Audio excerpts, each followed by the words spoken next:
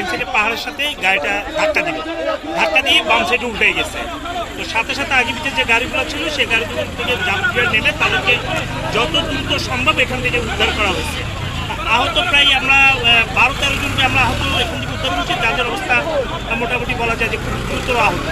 আর বাকিগুলো টুকটাক যেহেতু আহত সেগুলি বাট ড্রাইভার এবং হেল্পার আমরা কাউকে এখানে খুঁজে পাওয়া যায়নি। গাড়িটা নানিয়া সব থেকে ফ্রিবোর্ড রিজার্ভ ছিল।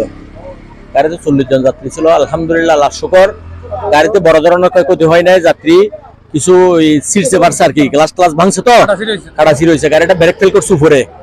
ড্রাইভারের বিচক্ষণতার কারণে ডাইন পাশে ফাহারের সাথে মারিয়া গাড়িটা এইটুকু রক্ষা করছে।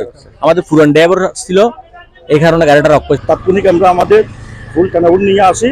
ফটোর মধ্যে জানতে পারি, আমি কল দিয়েছি স্পটে, তাদের লোক কিছু ইনজুরি হয়েছে, তখন বেশি বড় হয়ে ক্ষতি হয় নাই। গ্লাস সালাদ ভাঙছে, ওখানে কিছু খাড়া গেছে, এগুলা মানে লোকাল গাড়ি দিয়ে মেডিকেল পৌঁছাই দিছে। হতাহত বলতে কোনো নিহত নাই, আহত হয়েছে, কিছু ইনজুরি হয়েছে, কিছু হাদি সিদি গেছে, গ্লাস ভাঙছে দেখতেছেন সবাই। আনুমানিক এটা আমরা তো ফাইনে আছি, আপনারা যেভাবে দেখছেন আমরা ওইভাবে 7-8 জন বলতেছি আনুমানিক। তবে তো আসি না, কাছে যাব।